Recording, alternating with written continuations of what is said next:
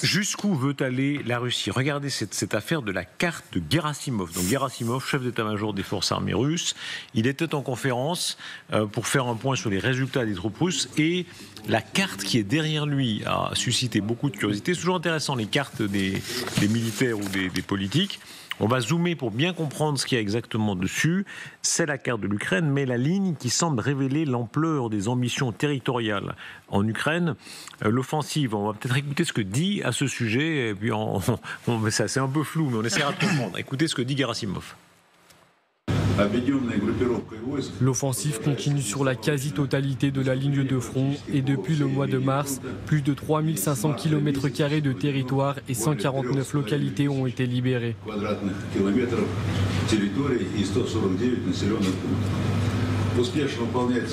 Les tâches visant à créer une zone de sécurité le long de notre frontière dans les régions de Soumy et Kharkiv sont menées à bien.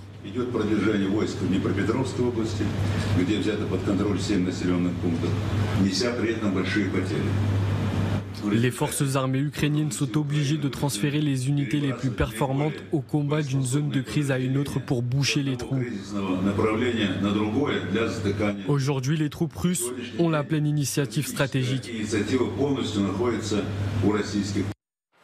Et voilà la scène. Regardez la carte qu'on a refaite pour bien comprendre exactement comment ils dessinent leurs ambitions. Carte de l'Ukraine aperçue lors de la réunion des militaires russes. Alors, ce qui frappe évidemment, c'est en particulier l'ampleur de l'occupation qui va jusqu'à Odessa. Mais je pense que c'est ce qu'ils souhaitaient, en tout cas au départ. Donc je ne sais pas si cette carte est toujours d'actualité et si c'est réalisable, mais bien évidemment, ils voulaient Odessa également. Ils s'appellent Novorossia, les militaristes russes. C'est-à-dire c'est la partie en souvenir de Catherine II, absolument, la nouvelle Russie. Évidemment, l'Ukraine n'aime pas beaucoup Catherine II. D'ailleurs, sa statue qui était je ne sais pas si vous avez déjà visité Odessa, qui est une très belle ville. Sa statue était en plein milieu d'Odessa. Elle a été la statue du duc de Richelieu. Oui. Oui. Et non, la statue de Catherine II. Il y avait une statue de Catherine II à Odessa. Elle a été déboulonnée. Je ne suis pas sûr que ce révisionnisme historique serve à quelque chose, mais c'est un autre thème. Mais c'est évidemment... Il y a même quelques généraux russes au début de la guerre en février 2022 qui s'exprimaient assez ouvertement pour dire que Odessa était le but final. Rappelons-le, Odessa, qui est une ville russophone. Ils sont prêts à aller, si c'est le cas, aller à l'affrontement. Le président de la République, dans un propos rapporté, il ne l'a pas dit face à caméra, mais c'est un propos rapporté, disait: si on touche à Odessa, par exemple, ce sera un point de rupture, parce que les Européens ne peuvent pas supporter que les Russes s'emparent d'Odessa. Il y a un lien particulier avec Richelieu, Odessa, la France.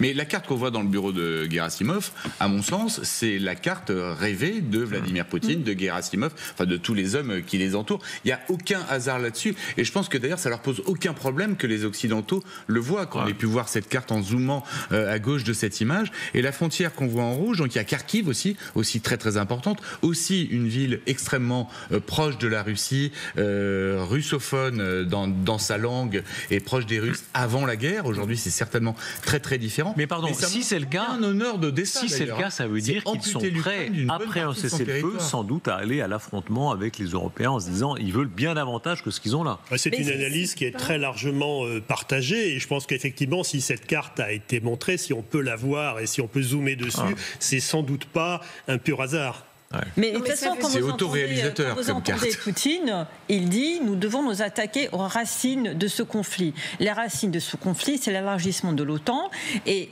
il se réfère parfois, et les spécialistes qui l'entendent parler des racines du conflit savent très bien que ce qu'il veut dire, ce sont les documents qu'il a publiés fin 2021, dans lesquels il dit que l'OTAN doit se retirer, doit retirer ses troupes et toutes ses installations militaires aux frontières de 97. Donc pour lui, le fait de vouloir aller plus loin, ça semble un souhait.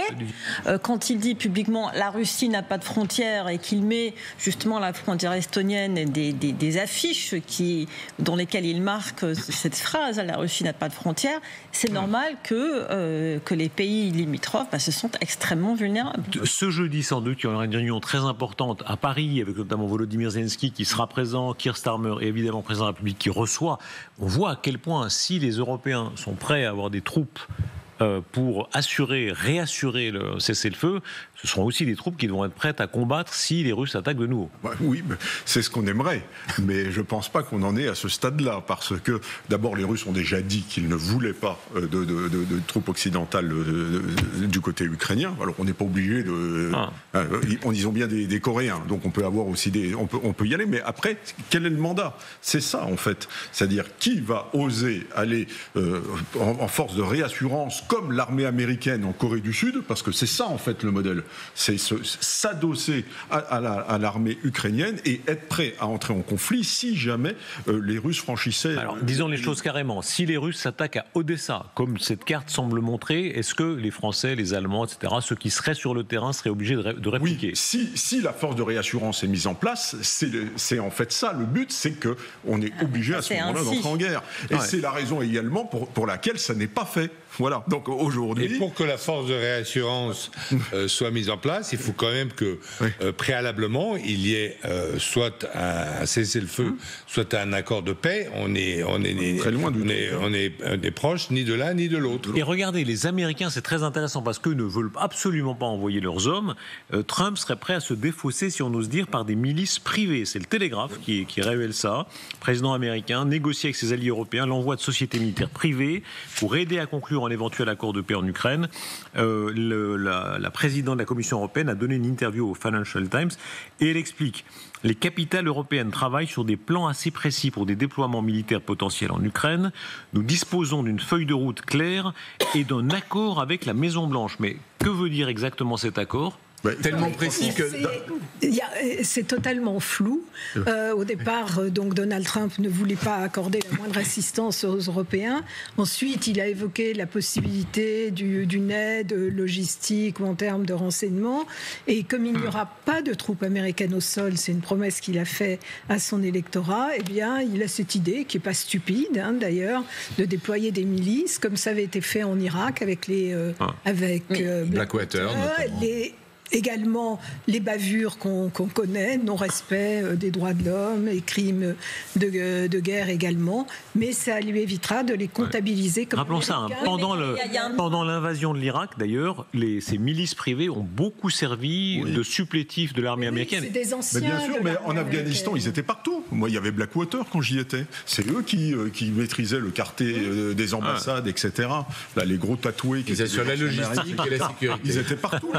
Comment vous faites les gros tatoués? Les gros tatoués comme ça. Non, mais avec la barbe, les lunettes de soleil, comme dans les... Il y avait un problème avec ces gros tatoués, c'est que moi j'étais... Mais ils étaient prêts à nous tirer dessus, les gros tatoués. Pourquoi? Comme colonel de l'armée française, ils en avaient rien à foutre. On avait l'impression qu'ils étaient prêts à tirer dessus parce qu'ils avaient sans doute, c'était des procès, si vous voulez, mais quand ils patrouillaient les rues de Kaboul, pays censé être amis, qu'ils avaient appelé avec un président Karzai qui les avait appelés, etc. Eh bien, sans doute, le process faisait que, systématiquement de leur toile, ils vous visaient pour être prêts. Vous voyez, par exemple, si vous étiez...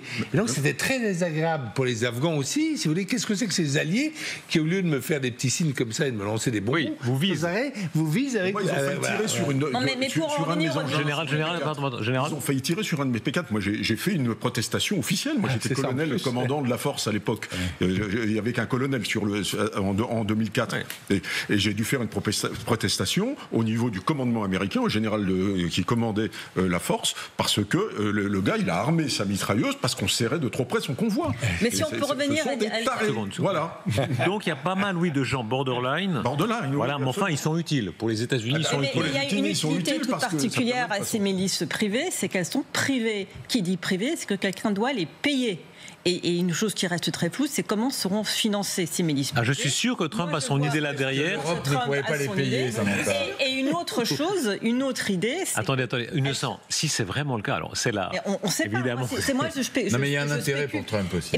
Et aussi, elles auraient comme objectif d'éventuellement sauvegarder les installations américaines, privées américaines en Ukraine. On se rappelle d'il y a une dizaine de jours du bombardement d'une usine qui appartient à des Américains, l'éventuel miroitement des deals sur les minéraux qui seraient exploités au profit des Américains devront être aussi sauvegardés. Donc on voit très bien l'intérêt de Trump qui, là encore, je le vois venir, va y trouver un moyen de gagner. À ce moment-là, est-ce que vraiment les Européens seraient roulés dans la farine? C'est-à-dire, eux, sagement, ils voudraient envoyer leurs troupes régulières, très correctes, très convenables, comme le général Richoux ici à ma droite. Et puis les Américains, eux, diraient non, nous, on envoie des milices privées et en plus, vous allez les payer. C'est ce qu'ils font depuis toujours, de toute manière, mais elles peuvent avoir aussi leur utilité, véritablement. Le vrai problème, c'est qu'il faut qu'elles soient cadrées et qu'elles ne soient pas freestyle. Voilà, c'est que là, on n'est pas du tout sur le terrain irakien ou sur le terrain afghan. C'est la situation complètement différente où il y a des enjeux géopolitiques considérables. C'est-à-dire que c'est pas loin, personne ne voit. Là, c'est sous le regard de l'actualité internationale, du monde entier. Et donc, s'il y a des bavures, s'il y a des dommages collatéraux, très vite, on va se poser la question de savoir à qui obéissent ces milices, quel est leur mandat surtout. Et là, on est finalement dans un cas de figure où moi, j'ai un peu l'impression, c'est mon analyse en tout cas, que Trump lance des idées faute de réussir à avancer sur le dossier ukrainien, et donc il dit voilà, pourquoi pas, au fond on va regarder ce qu'on a fait autrefois et puis on va essayer peut-être de proposer ça aux Européens et voir si les Russes pourraient éventuellement l'accepter. Est-ce que les Européens seraient prêts à le gober? Ils ont gobé l'accord sur le terrain en Écosse. Madame von der Leyen a été humiliée, elle a accepté l'humiliation, elle s'est écrasée. Est-ce que de la même façon ils seraient prêts à s'écraser pour ça? Ils sont prêts aussi à s'écraser pour plein de choses. C'est une perspective envisageable, Darius, parce qu'il faut reconnaître que les Européens n'ont pas cessé, dans cette affaire de crise ukrainienne, d'être roulés dans la farine.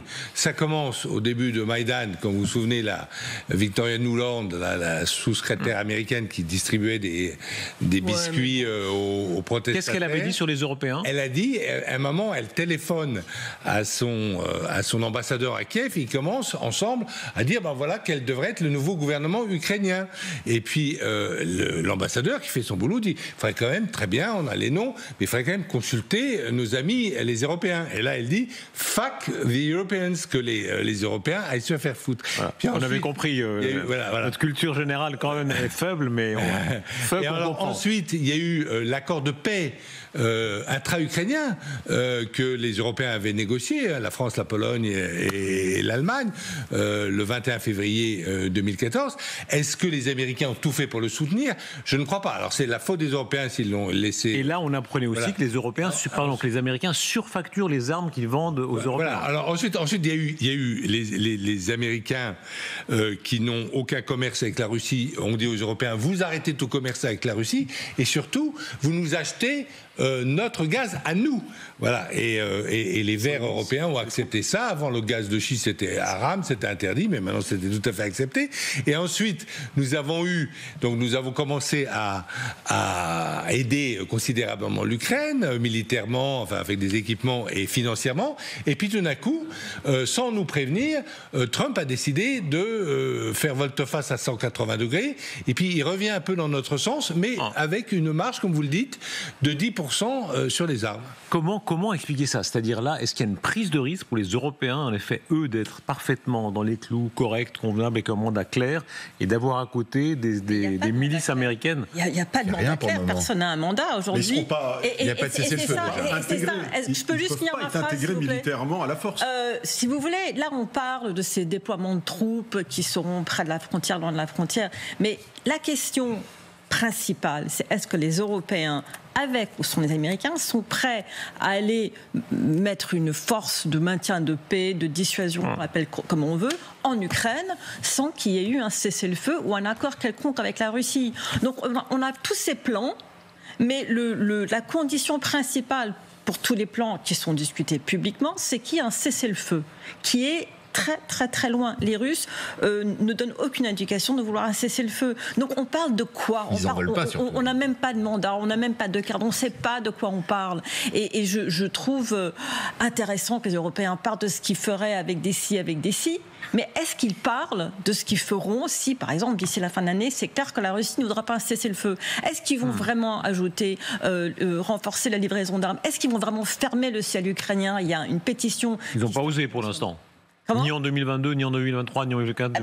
C'est réclamé depuis le début par les Ukrainiens. C'est réclamé depuis le début par les Ukrainiens. Beaucoup de spécialistes de l'aéronautique ont expliqué que c'est possible, en tout cas pour une partie de l'Ukraine, sans forcément rentrer en combat direct avec la Russie. Il y a une pétition qui circule en ce moment qui appelle à la fermeture du ciel ukrainien.